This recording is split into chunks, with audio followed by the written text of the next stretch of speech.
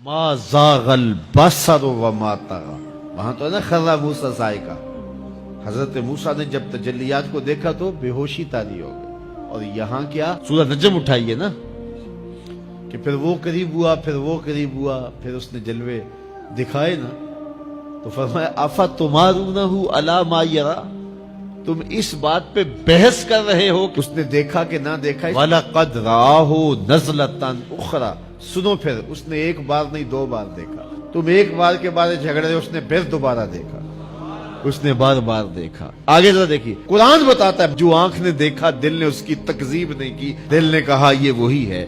تو پہلے دل نے دیکھا تھا، اب آنکھ نے بھی دیکھ لیا۔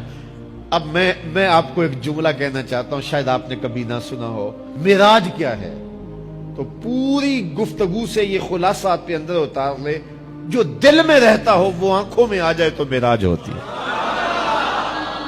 جو دل میں رہتا ہو، درد بن کے رہتا ہو، جس کی اڈیک ہو، جس کی آس ہو، جس کی امید ہو، جس کے لیے تڑپ ہو، جس کے لیے بے چینیاں ہوں، جس کے لیے اضطراب ہو، جس کو دعاؤں میں مانگا جائے، جس کو تمناؤں میں طلب کیا جائے، جس کے لیے منتیں مانی جائیں، جس کے لیے وظیفے پڑھے جائیں، جو دل میں رہتا ہو جب آنکھوں کے سامنے آ جائے تو صحیح تو معراج کہتے ہیں۔ جو آنکھ نے دیکھا دل نے اس کی تکذیب نہیں کی۔ اور یہاں ایک اور جملہ کہتا ہوں، وہ یہ کہ دنیا پہ ہوتا یہ ہے کہ جب کوئی نظارہ دیکھا جائے، کوئی منظر دیکھا جائے تو ناظر تعریف کرتا ہے نا کہ واہ واہ کیا منظر تھا۔ آپ دنیا کے اوپر جاتے رہتے ہیں، مناظر دیکھتے ہیں تو واپس آ کہتے ہیں کیا منظر تھا۔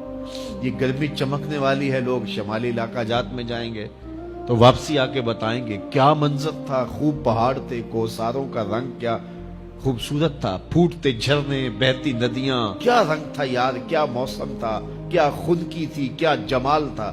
اقبال بھی گئے تھے نا، اور واپس پلٹے تو کسی نے دیکھا کہ کیا دیکھ کے آئے ہو، تو اقبال نے کہا من خدارا آنجا دیدم بے حجاب، میں نے اس کے جلوے وہاں بے نقاب دیکھے ہیں۔ تو جب کوئی نظر منظر کو دیکھتی ہے تو پھر تعریف تو کرتی ہے نا۔ تو یہی ہوتا ہے نا کہ نظر منظر کی تعریف کرتی ہے، لیکن معراج کی شب پہلی بار ایسا ہوا جب حضور کی نظر نے اس منظر کو دیکھا تو منظر پکارنے لگا ما زاغ البصر وما طغى، واہ واہ کیسی آنکھ ہے، نہ جھپکتی ہے نہ حد سے آگے گزرتی ہے۔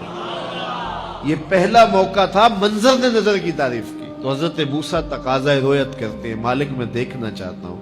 جواب ملتا ہے لن ترانی، تم نہیں دیکھ سکتے۔ اور یہاں محبوب سوئے ہیں، جبریل حاضر خدمت ہوتے ہیں۔ پہلے تو کہا کہ کنڈی نہیں کھڑکانی، جبریل تیرے لیے میرا محبوب اٹھ کے دروازہ کھولے۔ اللہ اکبر، کہا چھت سے سوراخ کرو اور جا کے قدموں میں بیٹھ جاؤ۔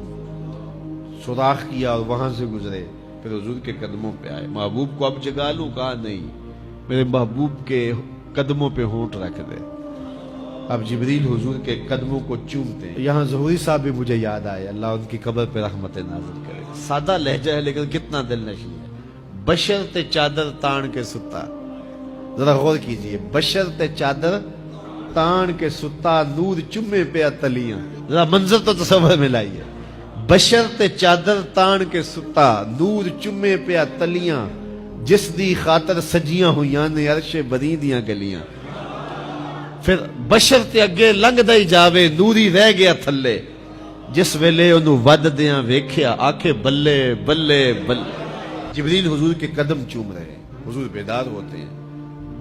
کہا جبریل کیا بات ہے؟ تو جبریل نے کیا کہا؟ ان اللہ اشتاق الی لقائک یا رسول اللہ، حضور آپ کا رب آپ کے دیدار کا مشتاق ہے۔ پھر حضور کا سینہ شق کیا گیا، قلب اطہر سینے سے نکالا گیا، آب زمزم سے غسل دیا گیا، اور حضور اس منظر کو آنکھوں سے دیکھ رہے ہیں۔ علامہ بدر الدین عینی علیہ رحمہ شارح صحیح بخاری، آپ نے عینی شریف میں لکھا ہے، یہ بخاری کی شرح ہے، حضور کا قلب اطہر نکالا گیا تو جبریل نے حضور کا دل دیکھا تو جبریل تو اشش کر اٹھا، واہ واہ کیسا دل ہے جس میں دو آنکھیں ہیں جو دیکھتی ہیں، دو کان ہیں جو سنتے ہیں۔ یہ حضور کا قلب اطہر ہے۔ حضور نے فرمایا صحابہ صفیں سیدھی رکھا کرو، مت سمجھو میں آگے دیکھتا ہوں، جس طرح آگے دیکھتا ہوں میں پیچھے بھی دیکھتا ہوں، میں تمہارے رکوع بھی دیکھتا ہوں، دلوں میں پیدا ہونے والے خشوع بھی دیکھتا ہوں۔ دین کی بات پھیلانا صدقہ جاریہ ہے، ثواب کی نیت سے ویڈیو کو شیئر ضرور کیجیے۔ جزاک اللہ۔